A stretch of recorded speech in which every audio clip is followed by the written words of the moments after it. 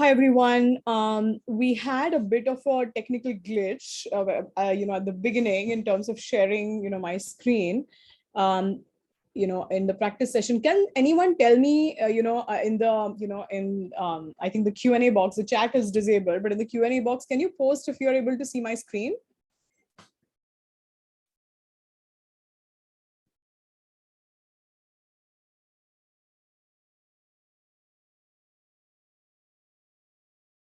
Okay.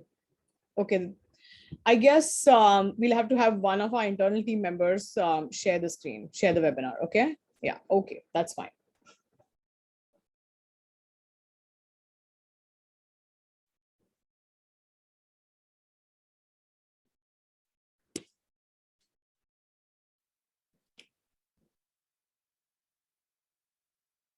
Can everyone see the screen now?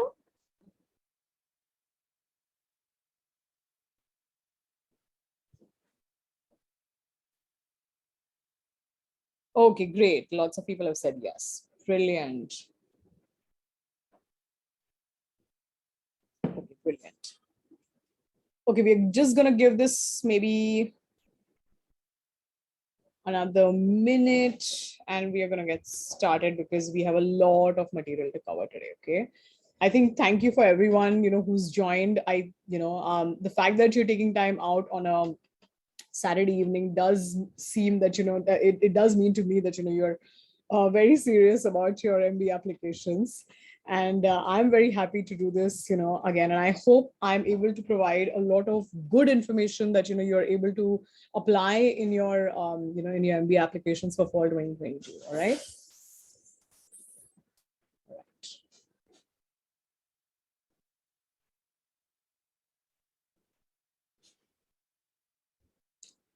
Okay, I guess let's get started. So everyone, welcome to part two in the MBA workshop series for 2022 hosted by the Red Pen. Today we're going to be speaking about school research, right? Business school research. Time and again, we get inquiries from applicants around the world asking us as to what schools do you think I should apply? Where should I go? Some of you are obviously very aware and you have some broad list to work with. Some of you are very blank and some of you are very clear that these are the only schools that I'll apply. So we are everywhere in between. But I did feel that doing this session to kind of provide some tools and frameworks to get you start thinking about what factors you should consider when you're looking for a business school, because this is an expensive investment in your personal as well as your professional life. Okay. This is the second part in our webinar series. For those of you who missed the first one, we covered, some really good test prep strategies. For those of you who are still giving the standardized test, go to our YouTube channel and you will find that webinar over there. Again, amazing information in that one based on the feedback that we receive. So do that, okay? All right, let's go to the next slide.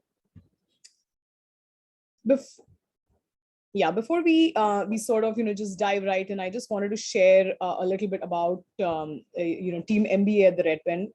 We are a global team with international admissions experience. As you see, our consultants have received their MBA from this is a representative list of schools. We also have our current and past admissions officers on our team, and we use a very team-based collaborative approach, mirroring the approach which is used by admissions officers, where more than one person really looks at your application. Okay, and our team is global, across the world, because we do work with applicants around the world. These are some of the statistics from the last admission cycle. If we move on to the next slide.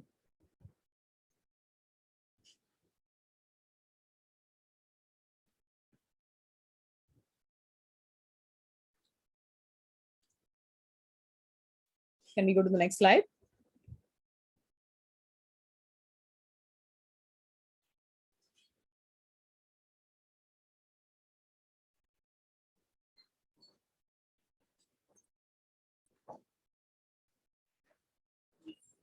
All right, in the next two slides, basically, we are going to speak about, some of our admits in the last two admission cycle. Primarily, we work with MBA applicants who want to apply to the representative set of schools, very It's a very small pool of schools, but again, a very, very competitive pool. These are the admits, final admits that our students received from in the year 2020, 2021. And the next slide will, provide this similar logo for this school. Basically, top 25 schools across US and Europe is basically what our strength basically lies in. The next slide. All right. Now, this is, one of my favorite slides. And I think for those of you who have regularly attended my webinars, I use this slide particularly, across most of my presentations. This is the base of your MBA application. And as you'll see, admissions officers are basically looking to evaluate all these components across different application components. So academic potential, work experience, short-term and long-term goals post-MBA, demonstrated leadership, extracurricular activities, and you're fit with a particular program, right? And they are looking to assess this across essays, letters of recommendations, resume, application form, and the interview. Now, one quick point that I want to make over here is many schools are getting rid of the long-term goals. They do understand that increasingly, when students come to campus, they do want to explore what the program can offer. And there are just so many things that an MBA program will offer in terms of career choices. They are not delusional to the fact that many people may say that they want to have a particular career, and that may not happen. However, do remember, and this is just a small thing I want to say about goals, because this will be very important in your research. Schools are still very much assessing your short-term goals. Now, why are they doing it? They are doing it because you may come to campus and you can again change your goals, right? So by assessing short-term goals, even if they assess your recruitability, how will that change? So the way this makes a difference to a business school is they are trying to assess, can you be recruited within 3 months after the graduation, right? So if you are attending their business school, given your resume, so current education and experience, plus the resources that will be provided by that school, can you get recruited? Can they put you in front of a corporate recruiter? If your pitch makes sense to them, they are assessing that probably this is going to make sense to a corporate recruiter. So in the worst case situation that this person comes to campus and even changes their goals to completely, a different trajectory or track, they still, and they do not get a job, they still have a fallback option. I hope I'm making sense, right? So this is how the assessment is done. So short-term goals still make a lot of sense, okay? Now, what we're going to do in this webinar is basically look at the bottom, pieces: academic potential, work experience, goals, demonstrated leadership, and extracurricular activities. How these club together to assess, your fit for a particular business program. All right, let's move to the next slide. All right, these are some of the key milestones for 2022 applications that we put together. And I still see a small black, I think, window on top. I don't know if anyone else does. If you don't, then you can take a screen grab of this as well. But the recording of this, by the way, will be available. All right. So these are some of the key milestones, to kind of just help you gauge where you are in your application journey. For those of you who have studied for competitive exams, this is very much like that. You cannot start too early. You cannot start too late. You have to start bang on time. By now, of course, you should have, completed your standardized tests. And, this is the part that we're going to focus on right now, is the business school research and shortlist. All right. Okay. Next slide. And guys, please keep your questions coming in as and when you have them, so that I can take them as an once the webinar is done. Now, why do people pursue an MBA? Now, common reasons to pursue an MBA are, and these are reasons you can actually authentically write in your application. Okay, these are plausible reasons why people go to business school. Leadership or personal development, right? You're sitting in a class of extremely bright, accomplished people, and it's the community that's going to make your business school experience really enriching. So the professor, in most cases, is going to channelize the discussion in a class in certain ways, so that the learning basically happens through transformation and not exactly by just telling you that this is how a business is run, right? So these is can we go to the previous slide? I think we just jump slides. Yeah, by MBA. So this is leadership and personal development is a good enough reason to go to business school. Career acceleration, of course. If you want to accelerate your career, you can rise through the ranks and reach a certain position in the organization. But for the most part, we want to get there sooner. We want to get there faster. So for acceleration purposes, an MBA will give you the tools and frameworks and cutting edge research in the world of business that you can implement in your dream role. Career transition, for sure. About career transition, I do want to mention that there is a term called as MBA triple jumper. Okay, who is an MBA triple jumper? An MBA triple jumper is someone who's trying to change their job role or function, their industry, and the geography, all three at the same time. Needless to say, an MBA triple jumper is definitely seen as very risky by admissions officers. That being said, they have said time and again that they are open to assessing, depending on what your experience is, what your story is, and if you're able to put in a convincing pitch. From our side, we usually say that unless you have a very good reason, go for it. Be very authentic in your application. However, if not, mostly people try to change one or two. Either they want more international experience, want to stay in the same industry, want access to global networks and stuff like that. So that's the career transition piece. Access to global and enhanced networks, of course, right? Entrepreneurial aspirations. Every school, business school will obviously give you tools if you want to go into consulting or entrepreneurship. Global exposure, right? Many people go there because they want they want to have an international experience. Many schools give you international part of the curriculum basically includes international exposure and diversity. Courses are taken in different countries. There are international treks that students take. And the last one is financial rewards, right? I mean, everyone keeps talking about the return on investment for an MBA, but there are numerous studies, and you can go online and really see this, that an MBA over a period of time definitely makes a lot more, in their career financially, as per statistics. All right, moving on. These are some of the types of MBA programs, okay? And the reason I'm sharing this is because you should think about these different types to really understand what format might suit you best. If you're researching schools, do understand that many schools also offer multiple programs, right? So understand what format works for you. For example, this is a standard list. Of course, everyone knows part-time and executive and 2 year and 1 year and everything. I just wanted to highlight that for those of you who are experienced professionals, you should look at, if you want a full-time residential program, you should look at the Stanford MSX program or the Sloan Fellows program at LBS and MIT. However, if you prefer a non-residential, that you want to continue working and you want to continue studying, then the executive MBA and the global executive MBA makes sense. In that sense, let's say if you're in India and you're like, okay, I want to also do an executive MBA from a global program, but how can I do that? Because I can't leave my job. My job is over here.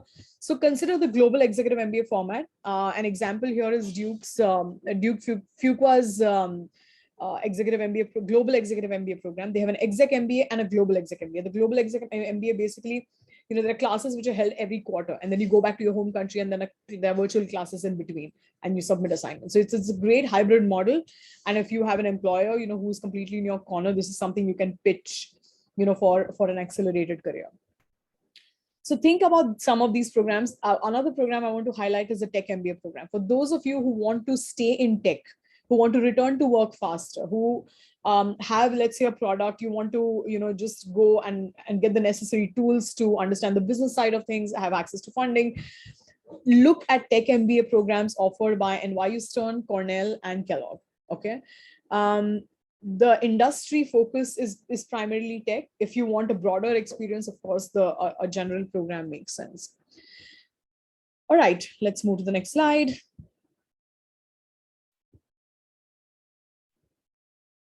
Okay, now shortlisting dream, target, and safety schools. So how do you really go about doing this? Now there are 2 steps in this. Step one over here is self-reflection. Okay. What we do, here, and most international consultants work in that way. They will basically send you, we send you a questionnaire, a really long questionnaire, which has been put together, by the way, very, very thoughtfully. It took us months to kind of just you put that together in a very thorough manner. Plus, we have taken material and information across business schools. So we put that questionnaire together, and we'll be sending that to you. And based on your information, we are trained to assess that questionnaire through identifying patterns across early childhood, school, college, and career experiences through self-reflection, right? Our line of questioning that we pursue is in a certain way that enables us to gain some insights into your journey, parts of which could be meaningful for a business school application. Now, how do you understand yourself to build an authentic narrative? Now, here is a representative list of questions that I put together. But in my experience, working with a career coach might help you. And nowadays, that's not very difficult. Maybe a couple of years back, there have been few career coaches around, but now there are more career coaches. And working with someone to truly deeply reflect and understand what is it that who you truly are, what's your leadership brand like, how are you going to, why does MBA really matter to you? Asking these questions and understanding your career path will really help you. That's step number one. Okay, so you have clarity about where you are right now and where you're basically going, right? There are some exercises that we use to unearth your core values, and many schools, for example, Kellogg asks the question about there's a values question, which is a direct question at Kellogg, and other schools may ask it in a very indirect manner. But how do you know what are your values, right? So we do a values exercise, and but it doesn't stop there. I attended the AGAC conference. So the Red Pen is a member of the Association of International Graduate Admissions Consultants. I'm actually a volunteer on the conference committee of AGAC, and the AGAC conference happened from 3rd to 5th of May. This year it was virtual, but we got an opportunity to talk to many business schools and ask questions of them. One thing I heard repeatedly was, of course, everyone knows show, don't tell. Everyone knows that. But what we heard is, use evidence and not emotion in your essays. Okay. While it may, be uncomfortable for some of you to keep your essays very factual, you can bring the emotional element, do that. But without naming anyone, what we heard is the word passion really doesn't make any sense. If 75 people write that they're passionate about X particular things, how is the admissions officer supposed to evaluate that, right? How can they tell one person's passion over the other? Two applicants are going neck to neck. They cannot pick one just because someone said they're very passionate about it and someone else did not. Use evidence, right? So when we ask about what's your leadership brand, what's your core values, think about how can you substantiate that with an example, right? So if you're, let's say, you're not working with a consultant, you're doing this on your own, these are some of the basic questions that you can get started with, and this is still a very good list. Okay, and if you're able to substantiate this with an example, right, think about the strength of the example. Also get someone from your family, friends to kind of just read this and ask them that what comes across to you. Fuqua's 25 random things, these I'm sharing essays and school examples because at the end of the day, this is what school research is about. So Fuqua, in their essay, 25 random things, one of the guidelines that they give is, ask your friends and family, what do you think is interesting about me, right? You may be surprised. Schools like Stern will also ask, their focus on EQ is very high throughout the application, all the application components. They have an extra question in the LOR, that they will ask your recommender about your EQ. So make sure that you can back these questions up with examples. My favorite question is, what problem are you trying to solve in society using business? Why? Because when you talk about your post-MBA goals, if everyone says that they want to go into consulting or private equity, of course, you may not be in that pool, but I'm just saying, then it's very difficult to understand what's the motivation. Remember that you're making an extremely expensive investment, right? Schools want to know, how are you thinking? Are you right for the community? Are they right for you, right? It has to be a match both ways, because at the end of the day, they want you succeeding on campus, right? So use some of these, questions to build an authentic narrative. And if no one, just see if you want to work with a career coach to at least unearth some things about your career path and career goals. All right, next slide, please. Okay. Now second step is school research criteria, and on the next slide we will definitely be coming up with, I will give you some factors to consider across this, because this is a list probably many of you have probably seen on in some version or the other, online or wherever, but have a list ready. Okay, when you are another thing I wanted to talk about is dream, target, and safety schools. Sorry, I did not explain that on the earlier side. As the name suggests, dream schools are dream schools that, it's your dream maybe to get into Harvard or a Stanford or a Wharton or a Columbia. Target, based on your profile. Target is, where your profile is exactly at. And when we say target, it's not just your GMAT score, it's other things as well. Okay. And safety schools. Safety schools is schools where, they're safe. Given your profile, let's say, and I'm just taking GMAT as an example. If the average GMAT of the class is, let's say, 730, and you have a 740, then a school which has a 730 average GMAT is a safe school. That being said, do not, this is just an example and it's just a very broad brush stroke. Do not consider the GMAT and the average GMATs which are only on the school website. Remember one thing, that GMAT and GRE tests are compared region wise. Okay. For an Indian applicant, if you have a quant score of less than 48, it's not advisable. Ideally, especially if you're in an overrepresented population of Indian male engineer or Indian male/woman, but in investment banking or corporate finance or big four firms or consulting firms, in that case, do understand that schools will be the average GMAT for an Indian applicant is way higher. Okay, do remember that.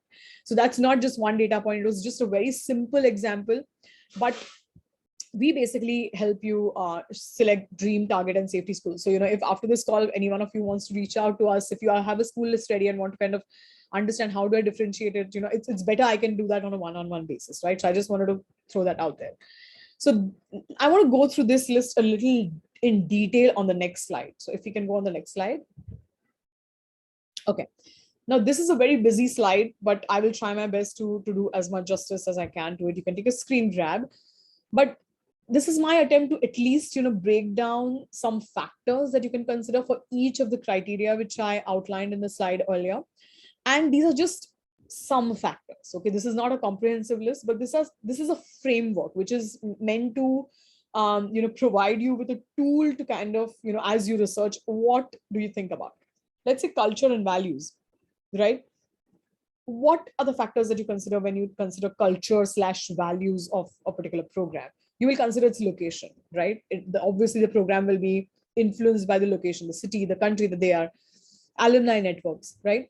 Is it focused majorly on domestic applicants, right? With a small, let's say 30% of the pool which is international, or is it the other way around, like a school like NCR?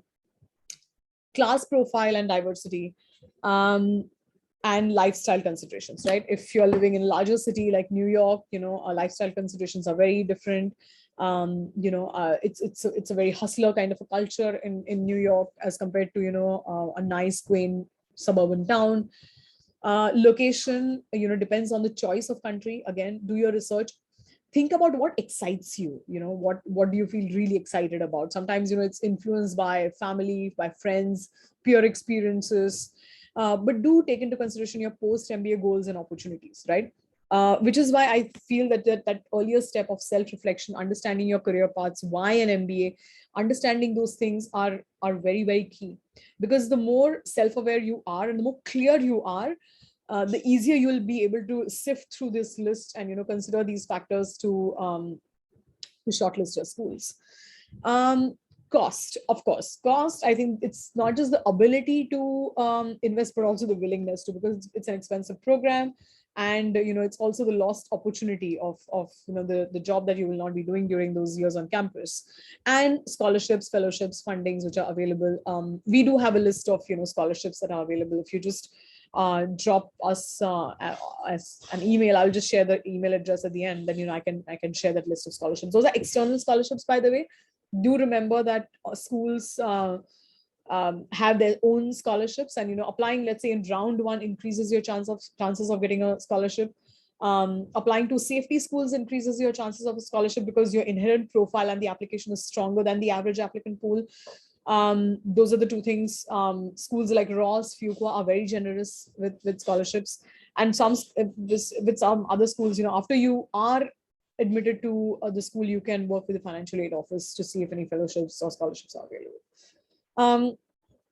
Duration of the program, it depends if you are transitioning a career. Going back to that term, MBA triple jumper, if you are changing 2 or 3 variables, then you may require a longer duration program that allows you to experiment, right? It gives you that much more time while you are in the program to network and find an internship and get your foot in the door in that new field that you want to. Cost is again a factor for duration, no brainer there. Post MBA goals, again, opportunity cost of the job opportunity, like I mentioned. Curriculum, understand whether it is an exclusively case study or a combination of case and lecture format. For example, Harvard is completely case study. You'd also consider if, what are the subjects that they focus, on. Some schools are more known for, finance, let's say Booth, purely because of their faculty. And that's where we come to the faculty and the research point that, if you, based on your certain post MBA goals, if certain schools have certain faculty and, certain, subjects in the curriculum, which are heavily focused towards one industry / job role / geography over the other, then that might draw you to that particular program more than the others, right? Again, format, core courses, specializations, concentration. Do they allow a concentration, or is it like, for example, Columbia, you only do a core curriculum, which is mandatory across 2 semesters, and then you can choose across 100 electives. You don't get like an MBA in finance or MBA in HR or whatever. The other aspect is, on the other hand, there's a school like Booth, right, where just one course, the lead course, is compulsory. Everything else is, for you to choose and for you to build your curriculum. So understand the format and make sure that, if you, let's say you're applying to a school like Booth, do show that why that flexibility matters to you. That should be evident from the kind of choices that you've made regarding your education and your work experiences in the past. Okay.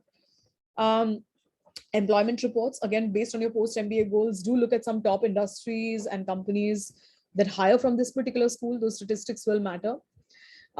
Today, we have access to LinkedIn. We have access to information at the click of a button. So, it's there is no need for us to kind of say that, we don't have information, right?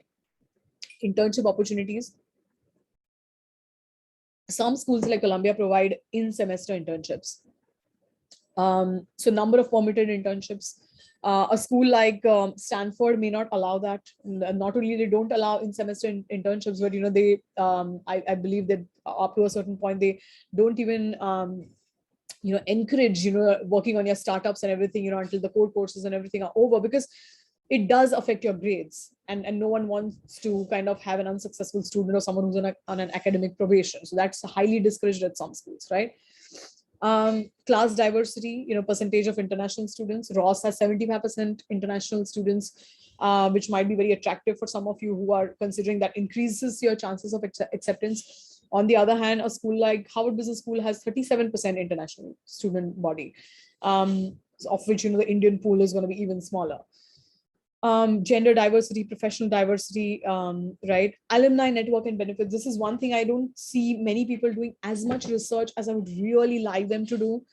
You do have to understand that after 2 years, like once that MBA dream is fulfilled, you go to business school, then you're done, right? You want to make sure that you're going to be able to reap benefits, over your life. For example, at Columbia, because I'm just sharing a lot of Columbia examples because I went there. Columbia allows you to have a lifetime auditing feature. You can audit courses for life. Tomorrow, if I'm visiting New York and I just go through what are the courses which are happening on campus, if I request, the professor who's taking the classes to me and just sit in the class, I am allowed to do that. Even though I'm a past student, I can go and sit in the class and I can audit that course.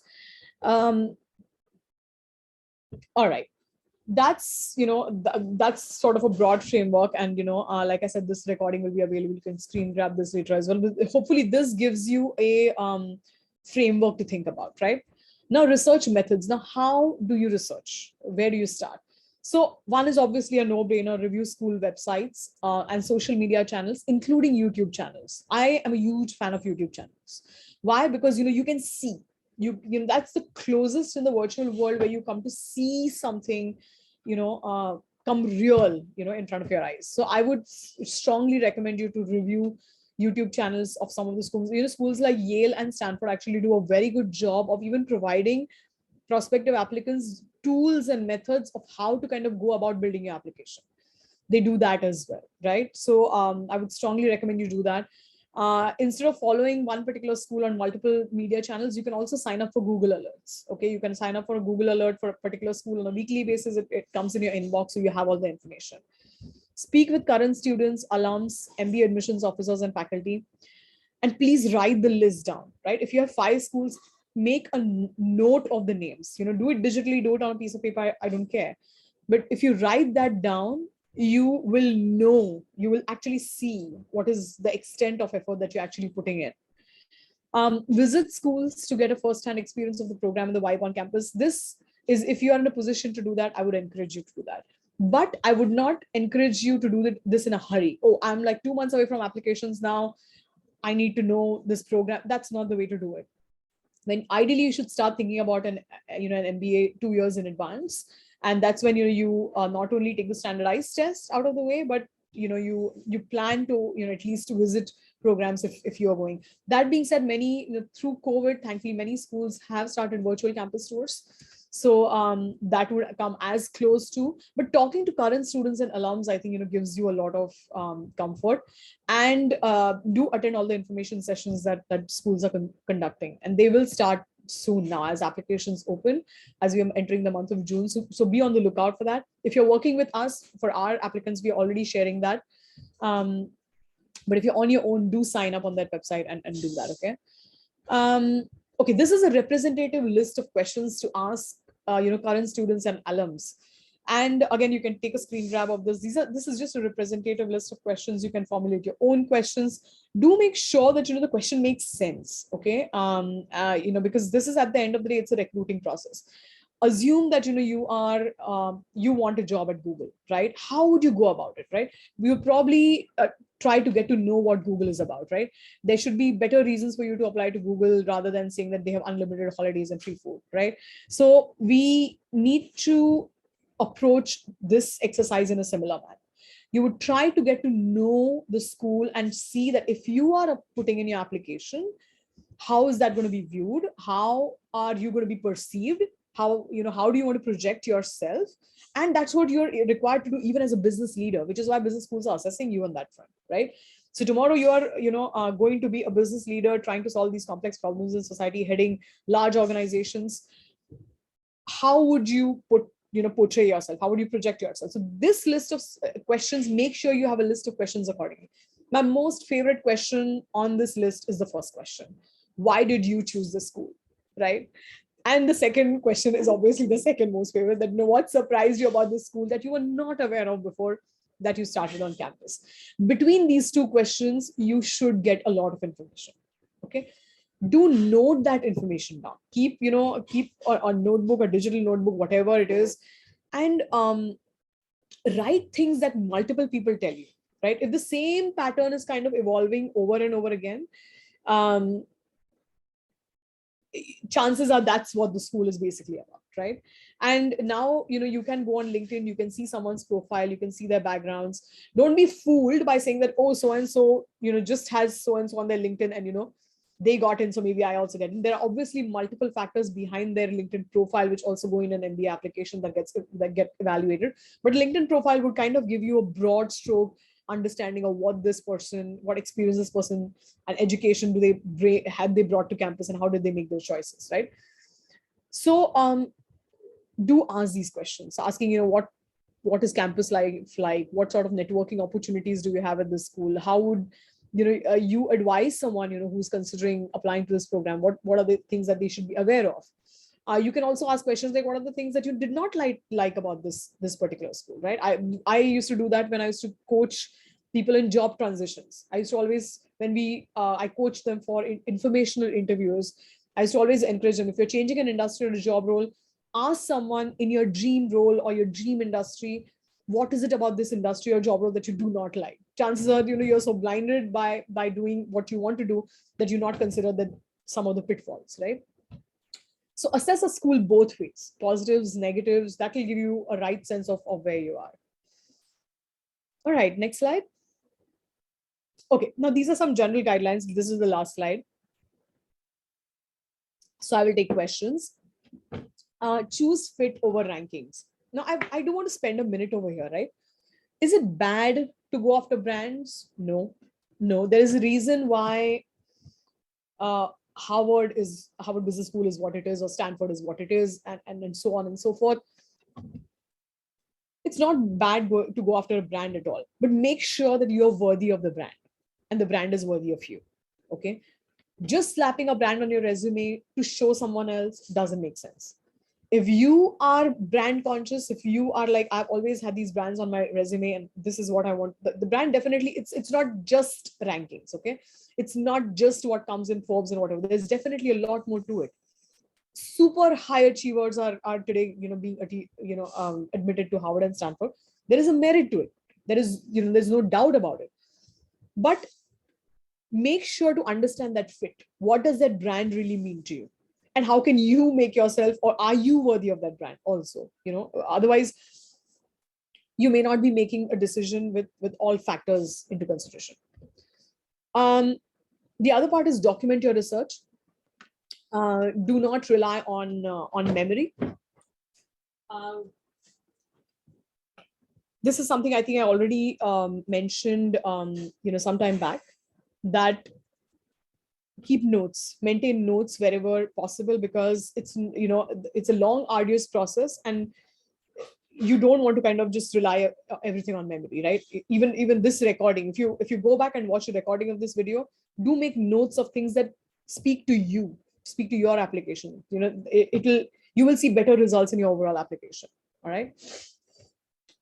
Know what business schools are looking for, right? If you're working with a consultant, that's great. Mostly consultants do know what schools are looking for, and they're able to convey that information to you, because you don't want to kind of be shooting in the dark. Let me write this, and maybe, this is what they're looking for. It doesn't make sense.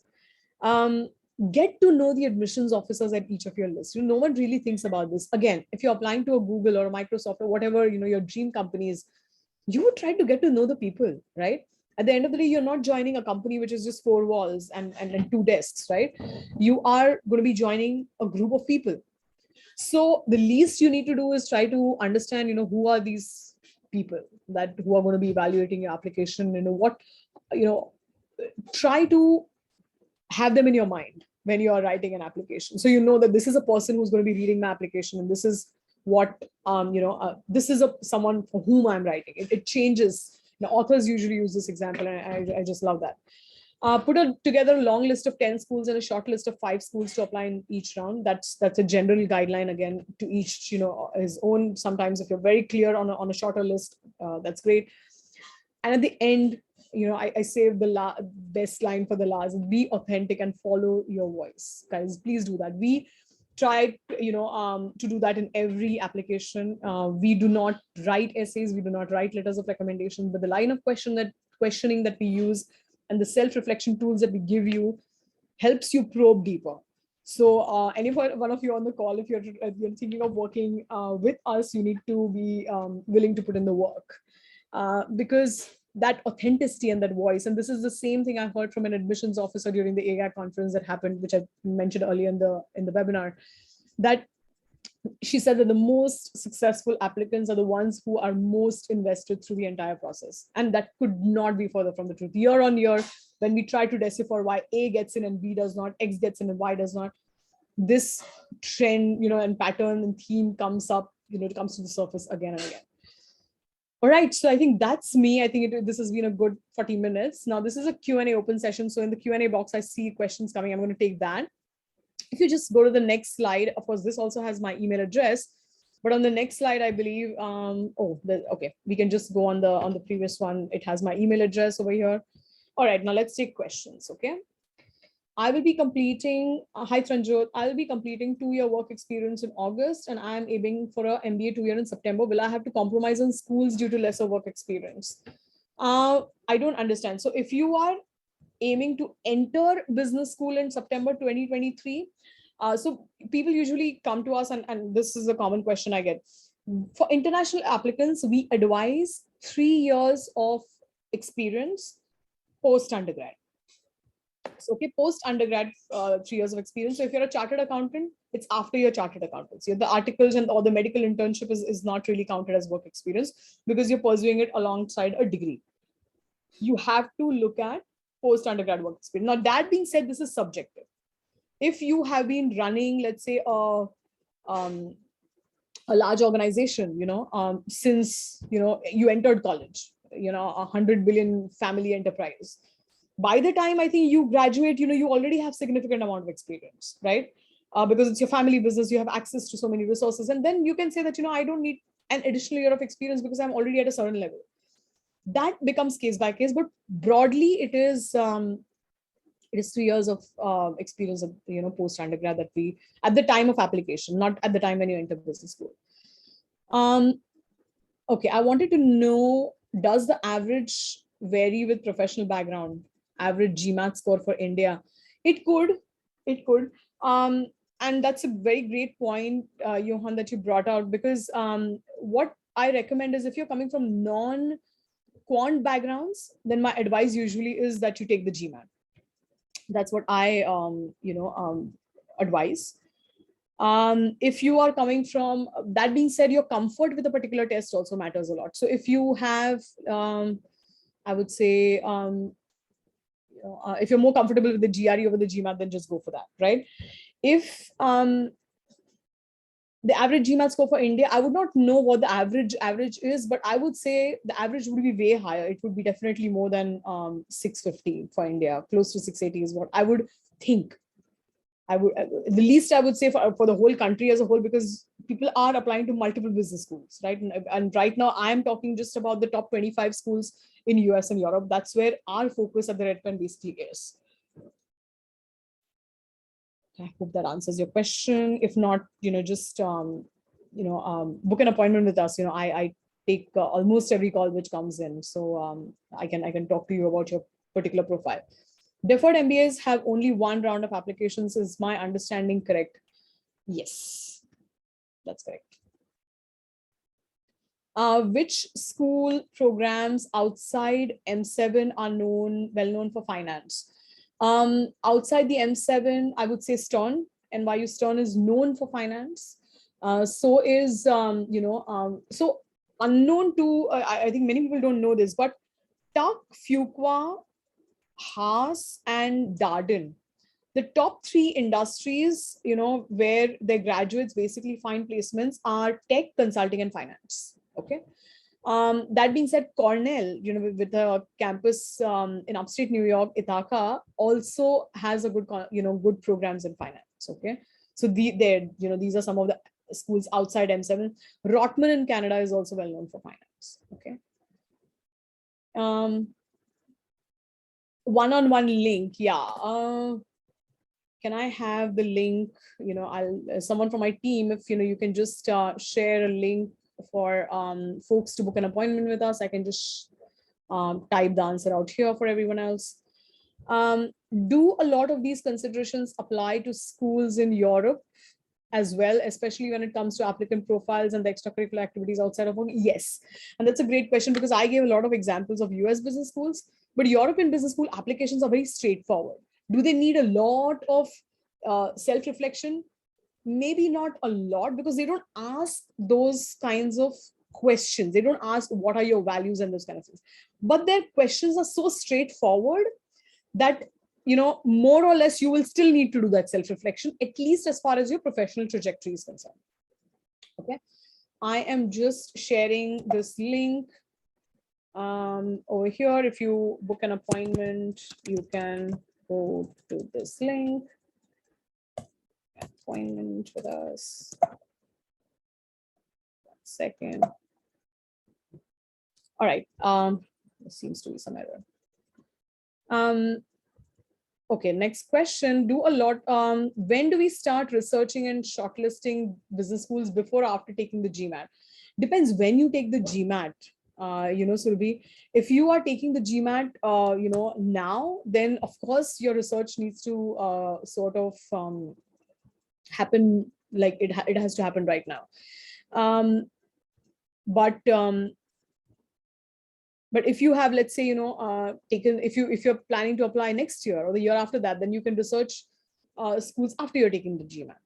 You can focus on GMAT, which is why I think 1 or 2 years before, if you take the GMAT out of the way, it's always good. And the GMAT and GRE scores are valid for 5 years. So I think you're good over there. So I've answered this live. When should we start preparing for the application? Aishwarya, there's a slide which I sort of shared earlier on. And when you see the recording, you will see that. Ideally, you should start thinking about an MBA 2 years ahead of time. And we're looking at someone with an average work experience of 4 to 5 years.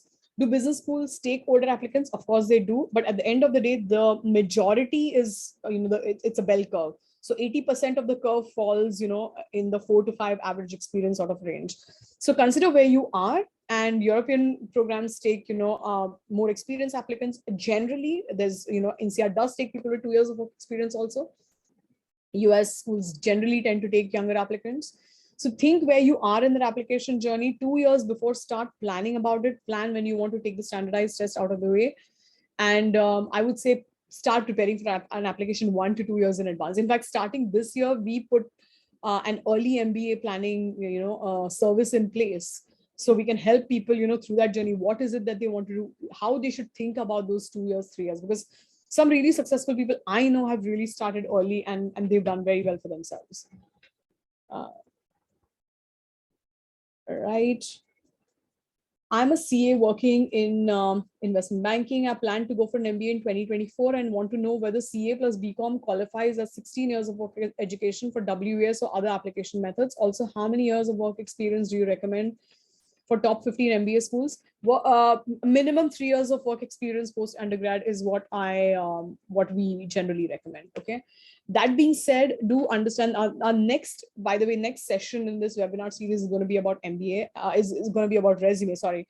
And resume is, by the way, a single most important component of your entire application. The first thing that an admissions officer will do is pick up your resume. So even if you have those 3 years, minimum 3 years, or how many ever years of work experience post undergrad, you need to make sure that that experience is top notch, because you're competing against very similar profiles, especially if you're a chartered accountant working in investment banking, right? So make sure at least your statistics are on point. That is your GMAT/GRE scores, and look at what is the quality of the application. CA plus BCom, whether it qualifies as 16 years of education, I do not think so. And this only holds true for some schools. Not all schools require 16 years. Okay, it is usually tied with the university requirements. I think Haas is one of the examples that comes to my mind. But I don't have any other schools at the top of my mind for that. CA, I believe, is now getting the status of, I think, postgraduate degree, but for 16 years, it's the undergraduate which really counts. Okay. All right. I want to do an MBA in business analytics in 2023 August. Can I join directly after my graduation without any job experience? If you want to do an MBA without a job experience, you should explore MIM programs, Vidya. MIM programs, and we can tell you more about our master's team. The postgraduate team can tell you more about it. They are, the master's team, by the way, at the Red Pen is also going to be running its own, a set of webinars. And I really, really encourage those of you who want to either consider MIM programs or who are considering master's programs, apart from just MBA programs, to register for that webinar series as well. You will find that on our website, www.theredpen.in. Okay. This is fine. Ma'am, I'm planning for MIM in 2023, but I'm still confused which test should I take, GRE or GMAT? I'm a fresher. I think you can take the GRE. I think it's fine. It will not, affect your admit. I don't think so. Okay, there are a lot of questions. There are about 40 more questions. I'm going to try my best to take as many questions in the next 7 minutes. Guys, if I'm not able to answer your questions, please click on this book an appointment. I just shared it. I'll share it once again. And then I'll be happy to speak with you one-on-one. I want to go for luxury brand management, and NYU is one of the best colleges for that, but the fee is more than 1 crore. So is it worth it? I just, shared on one of those slides that, when you consider cost of an MBA, it's not just your ability to pay, but it's also the willingness to pay. This is a decision, you have to make for yourself, honestly. If you want to go in luxury, brand management, you are talking, I'm assuming, we are talking about a world of Pradas and Louis Vuitton and Chanel's, right? So we are talking about the average cost of a handbag, probably $2,000 to $3,000. So compared to that, if those are the industries that you will work in, probably, you are getting paid as much post that MBA, right? If you have those kind of positions in these companies, then that 1 crore totally makes sense, because you are looking at a lifelong, returns. If you are, based on someone, if tomorrow Louis Vuitton prefers to hire, people in their brand marketing team who have done luxury brand management, and NYU Stern is a brand right up there with access to, some of the best brands in New York, then that opens doors and you are able to recoup your investment as well. Right? I hope that answers your question.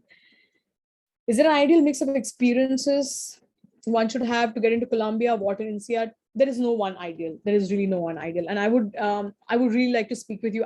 Share your resume with me in that book and appointment. I will copy this again. Yeah, just talk to me. I will talk to you one-on-one to see whether how your experiences kind of stacks up for these schools. Having a government job, it is by default a triple jump. How do you evaluate it? How to best get in touch with admissions officers? How to best get in touch with admissions officers? Sign up on the school websites for events, and they will keep inviting you for events, and attend those events, and you get a chance like this to talk to admissions officers. Having a government job, yeah, by default triple jump. So very good point. If you come from a non-business background and you're going to business school, to move to business side, the chances are that, you are looking for, definitely a role change and geography, role change and industry change. However, geography may not be a part of it. So you may try to keep in the triple jumper, you may try to keep one aspect out and say that, I want to come back to my home country. So that's still safe. If that's, if an international jump is possible, then why not, right? How would you evaluate it? I usually recommend, if you come from non-business backgrounds, do some pre-MBA coursework. Do courses like HBS Core, MBA Math. There are courses, I believe, at pre-MBA courses at UCLA.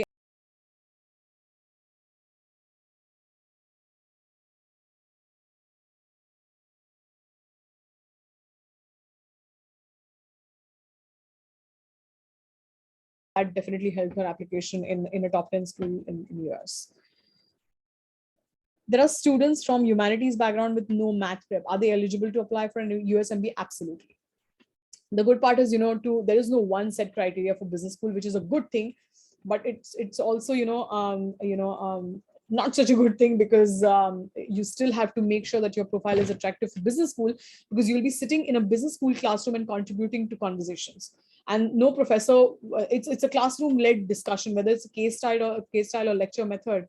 It's still driven by classroom discussions, and the school is not going to want anyone sitting in the class not having anything to contribute, right? And a business is made up of people and processes, and there is economics, there's marketing, there's a whole lot of things. So humanities background, totally fine.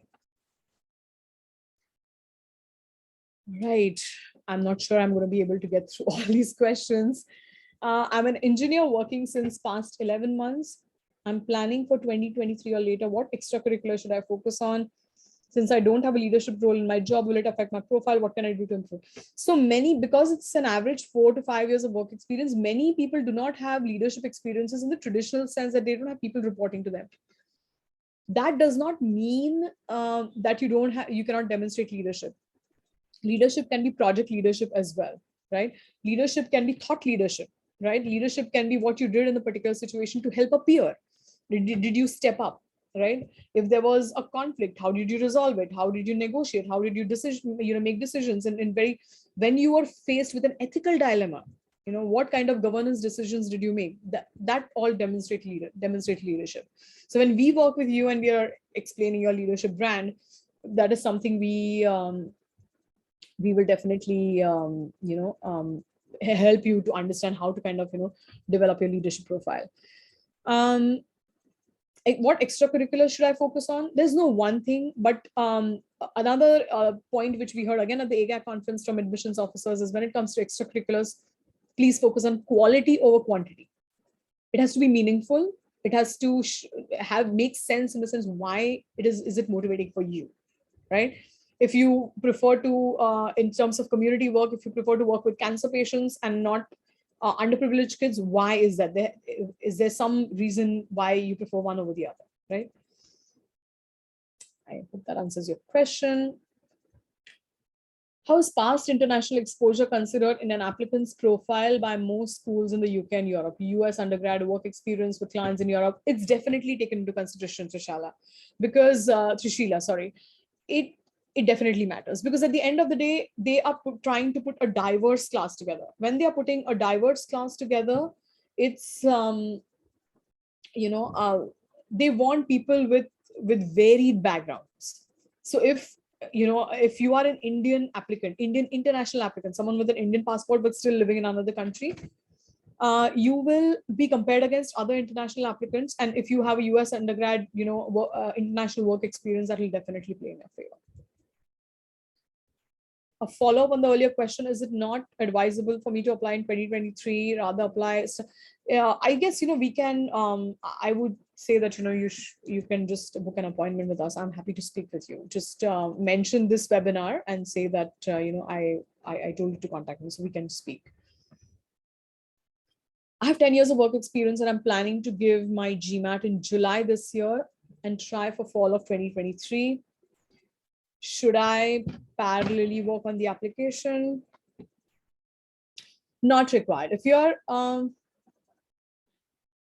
okay, when you say try for fall of 2023, Sunita, I assume, or rather, I don't know whether you're applying in the fall of 2023 or you're applying in fall 2022 for fall 2023 intake, right? So if you're applying now, definitely I think you should start working on your applications. We do have people working with us, who are yet to take their GMAT, but that's a risk sort of you take. But it's high time. I mean, we are literally at the end of May and we are looking at June, July, August, 3 months. So applications will start September 7th with Harvard Business School.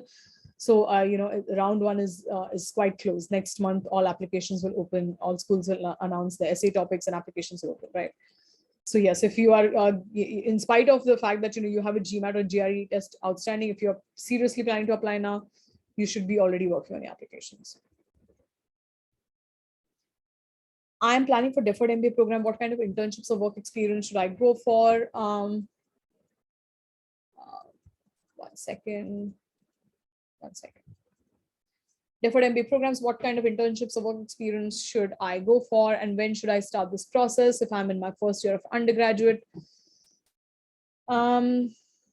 There is no one thing, but what I would do, again, whether it's deferred MBA or regular, I would not go helter-skelter and try to show that, how amazing I am, in everything. You do apply yourself in different ways, for sure. Schools like Harvard Business School are definitely looking for, multiple ways in which you're applying yourself and not just one particular way. But look for something which is meaningful and that is adding to your profile, right? It's stacking up. You're not sort of, just spreading yourself too thin and not gaining any skill set anywhere. Also look at your post-MBA goals. If you are, looking for a deferred MBA program, this is a discussion we have with all our applicants for deferred MBA. There's a webinar, by the way, I did on deferred MBA applicants, which is again on our YouTube channel. Okay, the Red Pen's YouTube channel. Please go and watch that.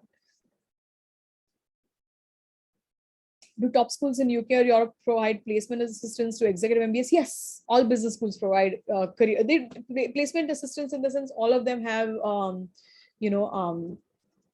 career coaches and, that basically help you, career, facilities and everything that basically help you.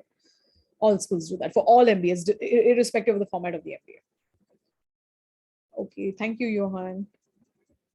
Vishal, I have almost 9 years of experience. I work in the retail sector. I would like to pivot to e-commerce or retail at a larger scale. Should I go in for a 2-year or 1-year MBA?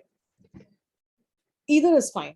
Either is fine. If you're working in retail and you're going to e-commerce, I assume it's just a tech piece which is sort of coming in.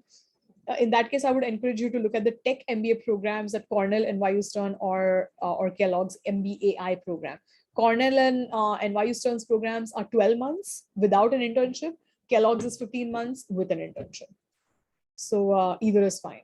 And also depends, Vishal, how soon you want to get back to the workforce. If it's just the tools and resources and that you're looking for, then fine. But if you're like, I want international mobility, I want to live there, I want to work there, then a 2-year might make more sense, because 2-year MBA will also give you, that foray into tech. At the same time, you will have a longer time duration to make an international switch if that's something you're considering.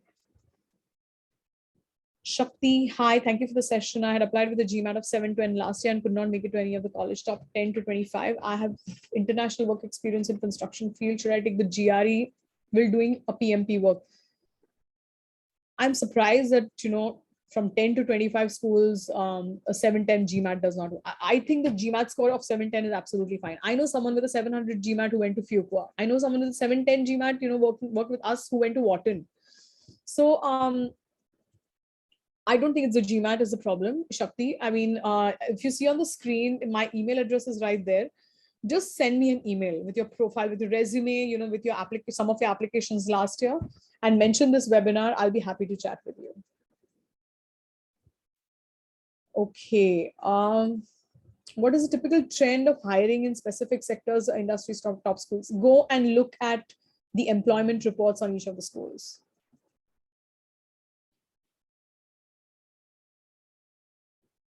Could you please share your email ID or phone number? I think my email ID is here on the screen. So, you can take that.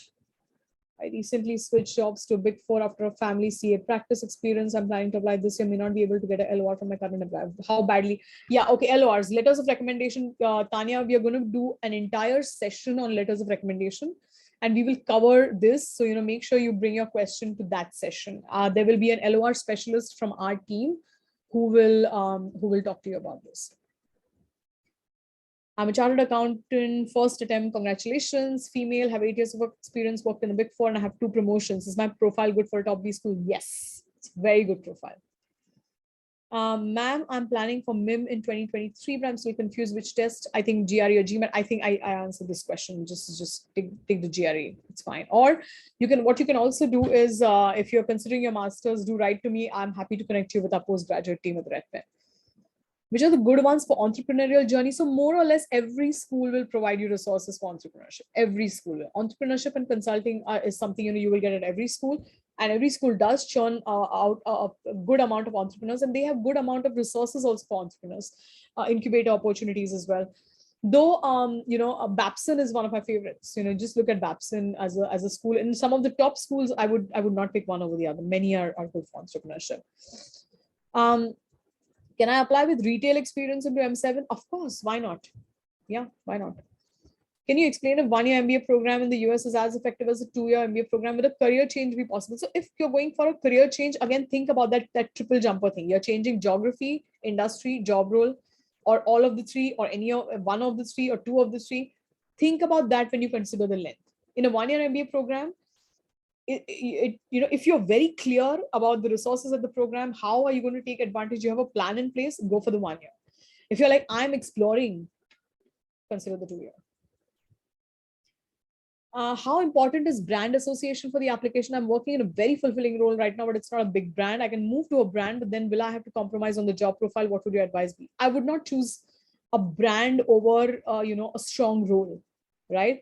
Because many folks, for example, apply from McKinsey, Bain, BCG, and it's a hard, time for them to differentiate the profile from others. Very, very differentiate.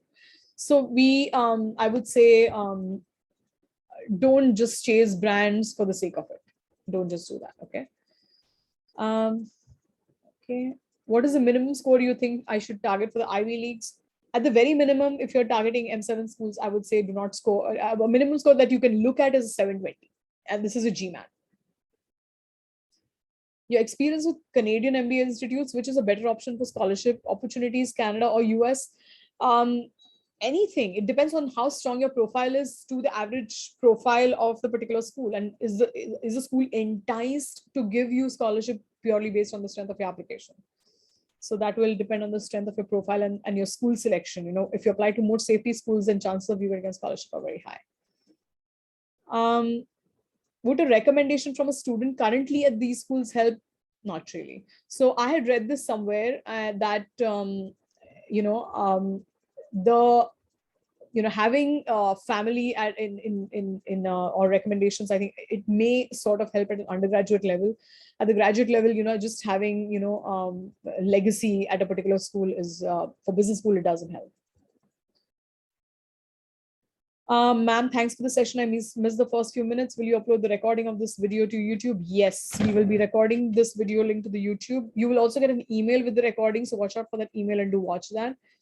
All right, everyone, I think we are about the time, and I still have 30 more questions. I'm not going to be able to take that in a couple of minutes.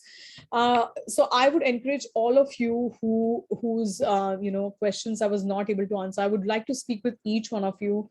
My email is on the screen. You can just take a screenshot or a screen grab and do contact me, book an appointment, and just, I will be happy mention this webinar, and I will be happy to speak with you directly.